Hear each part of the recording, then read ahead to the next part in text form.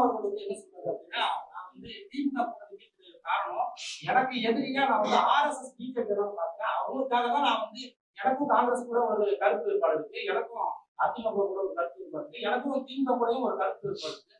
இருந்தாலும் என்னோட பெரிய எதிரியா நான் ஆர்எஸ்எஸ் பார்த்தேன். அவங்க எதிர்த்து போராடுறதுக்கு எனக்கு பலம் இருக்கு அப்படின்னு. இதனாலதான் திமுக கூட இருக்கிறத அதை நான் ஒன்றும் சொல்லலையே. அதை நீங்க குறிப்பிட்டு சொல்லியிருக்கீங்க. அதனால ஒன்றும் சொல்ல. அவர் முடிவு பண்ணிட்டாரு இங்கே தான் நம்ம இருக்க முடியும்னா அதை ஒன்றும் சொல்ல. ஆனால் திமுக ஆர்எஸ்எஸ் பிஜேபி எதுக்குதாங்கிறது முதல்ல யோசிக்கணும்ல. எதுக்குதா எதுக்குதான்னு பார்க்கணும். முரண்பாடுகள் இப்போ பாமக வந்து ஒரு கொள்கை சொல்லுது, உயிர் கொள்கை சமூக நீதிங்குது. அதுக்கு நேர் எதிர் பாஜக. பாஜகவோட கூட்டணி வைக்கும்போது உயிர் கொள்கை செத்து போகுது. அப்ப எந்த கோட்பாடு எல்லாருமே என்கிட்ட சொல்றது, இப்ப நீ சொல்றது சரிதான் சீமான், தனிச்சு நிக்கணும், இப்படி நிக்கணும்னா நான் கட்சியை காப்பாற்றணுங்கிறேன். நம்ம கேள்வி அடுத்து என்ன வருது? கட்சியை காப்பாத்துறதே லட்சியம் ஆயிட்டா இப்ப எந்த லட்சியத்தை காப்பாற்ற நம்ம கட்சி ஆரம்பிச்சோங்கிற கேள்வி வந்து. அப்ப முரண்பாடு இருந்தாலும் நாங்க உடன்படுறோம்னா எந்தெந்த முரண்பாடு? காவிரியில தண்ணி தரவே முடியாதுன்னா, அது கச்சத்தீவை மீட்கவே முடியாதுன்னா, அப்ப எந்த இடத்துல நமக்கு உடன்பாடு? நீங்க சொல்லுங்க, எந்த இடத்துல? நீங்க என் தம்பி பாலச்சந்திரனை விடுங்க, இத்தனை எல்லா படுகொலையும் விடு. ஒரு 13 வயசு சிறுவன், அவனை கூட்டிட்டு வந்து ராணுவ கஸ்டடியில் இருக்கான். அந்த செய்தி இங்க உளவுத்துறைக்கு, இந்த தமிழ்நாடு அரசுக்கு, இந்தியா ஆண்ட அரசுக்கு எல்லாருக்கும் தெரியும். பிரபாகரன் குடும்பத்துல ஒருவர் கூட உயிரோடு இருக்கக்கூடாதுன்னு சொன்னாலே அவரோட கட்டி பிடிக்கணுமா? அவரோட போய் அப்படி ஒரு ஓட்டு வாங்கி வெல்லணுமான்னு யோசிச்சு பாருங்க. காங்கிரஸ் எதுக்காக திமுக தூக்கி சுமக்குது? எந்த இடத்துல என் இனத்துக்கு நின்றது? மொழி இல்ல வழக்காடுகள உரிமையில் அங்க தமிழ் மொழி, இல்ல ஆட்சி மொழி, அதிகார மொழி, இல்ல காவிரி நதி உரிமை, முல்லை பெற்ற பெரியாற்று உரிமை, இல்ல கச்சத்தீவு மீட்பு, இல்ல மீத்தேன் எடுக்கிறத தடுக்கிறது. எந்த இடத்துல நீங்க எனக்கு நின்றுருக்கீங்க? எதுக்குமே இல்லை. முழுக்க என் இனத்தை படுகொலை செய்து கொன்றது உலகத்துக்கே தெரியும். அன்னைக்கு எங்க அண்ணன் உண்ணாவிரதம் இருந்தது, உங்களுக்கு தெரியும், மரணம் வரை உண்ணாவிரதம் இருந்தது. அன்னைக்கு எதிர்த்தது யார? இதே காங்கிரஸ் தான். அன்னைக்கு அதிகாரத்தில் இருந்தது இதே திமுக தான். அப்புறம் அதிமுக வந்து டெய்லி வந்து அவங்க கூட்டம் பண்ணுவாங்க. ஆனா வந்து குறிப்பா வந்து எல்லா தொண்டர் நிர்வாகிகள் வந்து நாம் தமிழரோட கூட்டணி வச்சிருக்கணும். உங்களுடைய நிலைப்பாடு? பேச்சுவார்த்தை கட்சின்னு இருந்தாங்க. இன்னைக்கு நேத்து இல்லையே, அம்மா ஜெயலலிதா இருக்கும்போது கூட அன்னைக்கு 16 வந்து எனக்கு ஒரு ஓட்டு இருக்குதான்னு இல்லையான்னு கூட தெரியல. அன்னைக்கே அவங்க கூப்பிட்டாங்க, தம்பியை கூட்டிட்டு வாங்க நம்ம கூட அப்படின்னு.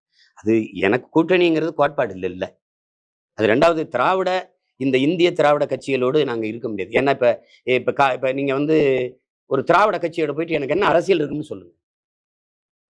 இருங்க, நான் கேட்குறேன், ஊழல் லஞ்சத்தை ஒழிக்கணும்னு. நீங்கள் ஏற்கனவே இருக்கிற ஊழல் லஞ்ச அந்த கட்சிகள் இப்போ நீங்கள் மாற்றுன்னு பேசுறீங்க. எந்த கட்சி ஆட்சியிலிருந்து, எந்த கட்சியின் அரசியல் கோட்பாட்டிலிருந்து மாற்று? இந்த கட்சியிலிருந்து தானே மாற்று. இப்படிதான் எங்க முன்னோர்கள் வந்தாங்க. வந்த எல்லாரும் வச்ச கோட்பாட்டை வந்து திருப்பி இந்த கட்சிகளோடவே கூட்டணி வைக்கும் போது அது மாற்றாலாம ஏமாற்றாயிருச்சு. இப்ப நீங்க மாப்போசிலிருந்து, சீப்பாத்திலிருந்து, எங்க ஐயா மருத்துவர் ராமதாஸ்லேருந்து, எங்க அண்ணன் திருமாவிலிருந்து, அண்ணன் வைகோலிருந்து, ஐயா விஜயகாந்த்லேருந்து எல்லாருமே மாற்றுன்னு வந்த எல்லாருமே திருப்பி அங்க போனோடனே அவங்களுடைய வாக்கு விழுக்காட்ட பாருங்க. 10.5 ஐயா விஜயகாந்துக்கு பாராளுமன்றத்துல இப்ப என்ன வாக்கு விழுக்காடு இருக்கு? அது குறையுது இல்ல? அப்ப அதுதான் அங்க இருக்கிற பிரச்சனை. அண்ணன் வைகோக்கு எவ்வளவு இருந்தது, இப்ப எவ்வளவு இருக்கு? அப்ப அதனால அது வந்து அது இல்ல இப்ப இல்ல.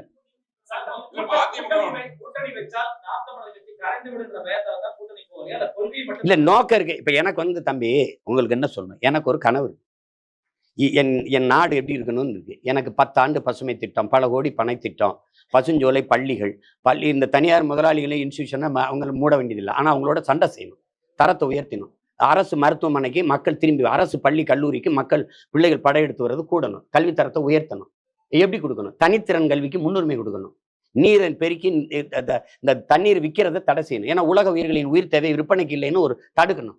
இந்த நெகிழி, பாலித்தீன், இந்த பிளாஸ்டிக் குப்பைகளை தடுக்கணும். ஏன்னா எங்க பார்த்தாலும் என் நாடு வந்து மகா கவிதையில கவிப்பேரசு வைரமுத்து எழுதுனதை பாருங்க. நீங்க இந்திய நிலப்பரப்பு எவ்வளவு பெருசு இதோ அதளவுக்கு கடலுக்குள்ள இந்த பிளாஸ்டிக் நெகிழி குப்பை இருக்குங்கிறார்.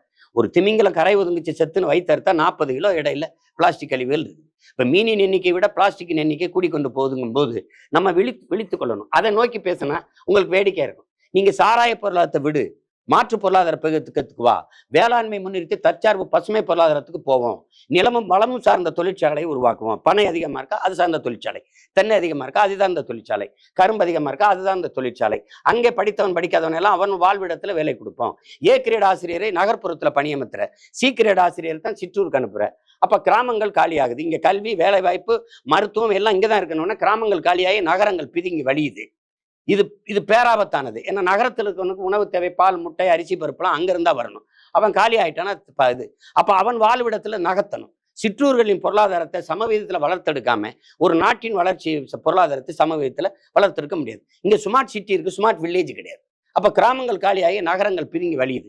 நகர்ப்புறங்கள்ல மக்கள் இங்க வந்து இங்கேயே 2.5 கோடி இருக்கான். அப்ப வீட்டு வாடகை கூடுது, மின் கட்டணம், மின்சாரம் அதிகம் தேவைப்படுது, தண்ணீர் தேவை அதிகப்படுது, போக்குவரத்து நெரிசல் ஆகுது. ஒரு உயிர் காக்கும் ஊர்தி ஆம்புலன்ஸ் அவசர உரிய தூக்கிட்டு கூட குறித்த நேரத்தில் கொண்டு இங்க சேர்க்க முடியல, அவ்வளவு நெருக்கடி. இப்ப வேணும் 10 வருஷம் கழிச்சு கற்பனை செஞ்சு பாத்தீங்கன்னா பயமா இருக்கு.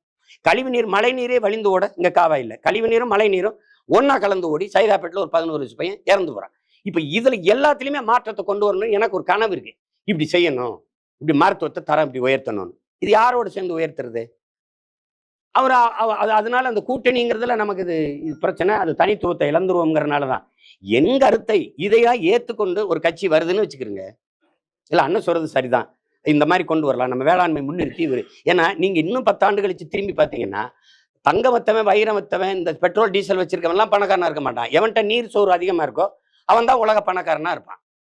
இப்ப நீங்க பாக்குறீங்க என் நாடு 150 கோடி மக்கள், 100 கோடி மக்களுக்கு செல்போன் கொடுக்க, கார் கொடுக்க, இந்த ஏசி, ஃப்ரிட்ஜ், டிவி எல்லாம் கொடுக்க திட்டம் வச்சிருக்கு. ஆனா நீரும் சோறும் கொடுக்க திட்டம் இருக்கானா? இல்ல, ஒண்ணுமே இல்லை, ஒண்ணுமே இல்லை. நீ இதுல எதுவும் இல்லாம வாழ்ந்துட முடியும். ஏன் சாராயம் இல்லாம கூட வாழலாம், சிகரெட் இல்லாம வாழலாம், போதைப் பொருட்கள் இல்லாம வாழலாம், கொக்கைன்னு, அபின்னு, கஞ்சா, இந்த இதெல்லாம் இல்லாம நீ வாழ்ந்துடலாம். நீரும் சோறு இல்லாம வாழ முடியாது. இது எல்லாத்தையும் வித்த முதலாளி பணக்காரனா இருக்கான். சிகரெட் வித்தவன், பான்பராக்கு வித்தவன், கஞ்சா வித்தவன், இந்த சாராயம் வித்தவன்லாம் பணக்காரனா இருக்கான்.